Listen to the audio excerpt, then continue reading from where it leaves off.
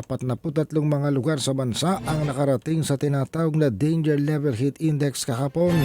Ang Dagupan City ang nakapagtala ng pinakamataas sa 48 degrees Celsius na temperatura heat index. Ayon po sa pinakahuling weather bulletin ng Pag-asa, ang Aparis sa Cagayan at ang Science City ng Muñoz, Nueva Ecija ay nakapagtala ng 47 degrees sa heat index.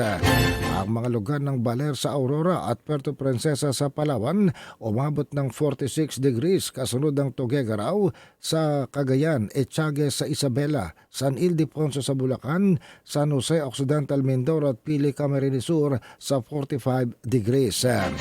Ang Bacnotan, La Union, Kasiguran, Aurora, Iba, Zambales, Subic Bay, Olongapo City, Camiling, Tarlac, Cavite City, Ambulong at Tanawan, Batangas, Rojas City, Capiz, Catarman, Northern Samar at Borongan, Eastern Samar, lahat sila ay nakapagtala ng 44 degrees Celsius.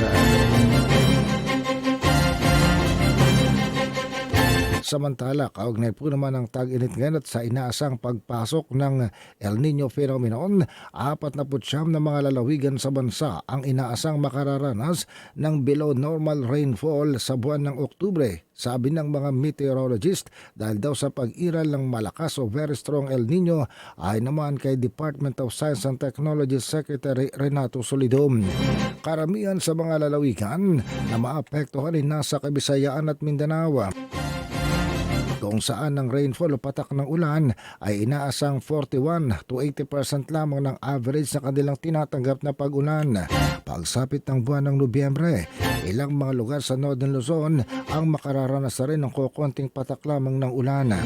20% lamang ang papatak na ulan sa Northern Luzon sa November kumpara sa mga regular na tinatanggap nitong ulan.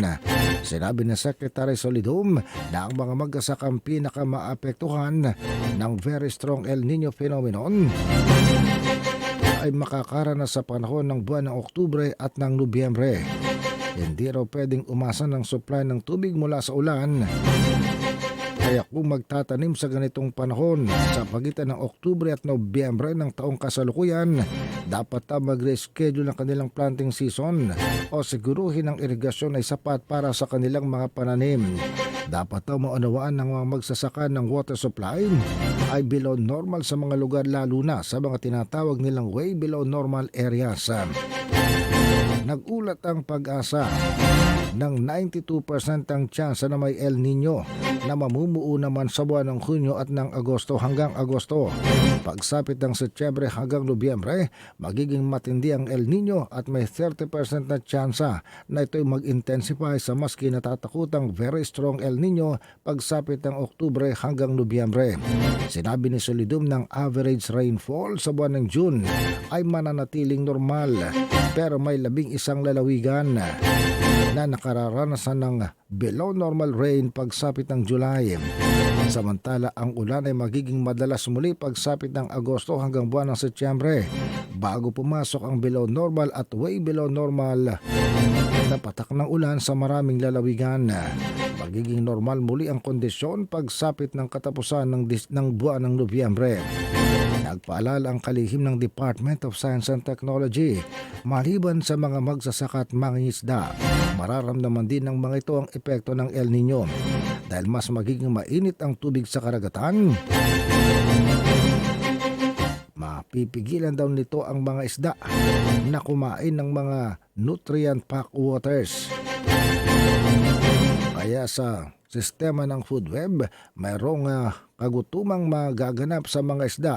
Ito ang magiging dahilan kung bakit bababa ang produksyon ng isda sa karagatan.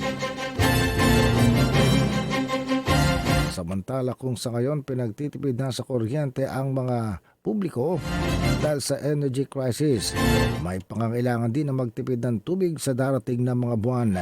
Sabi ni Solidum, kinakailangang tipirin ng paggamit ng tubig sa ating mga tahanan para mapahaba ang panahon ng supply ng tubig sa ating mula sa mga dams.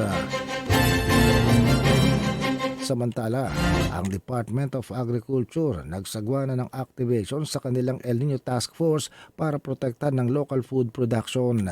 Ang DOST nag-deploy ng ilan sa kanilang mga innovations para matulungan ng mga magsasaka. Kasama ng solar-powered irrigation pumps, pwede itong mag-discharge hanggang 50 cubic meters ng tubig gamit ang solar energy.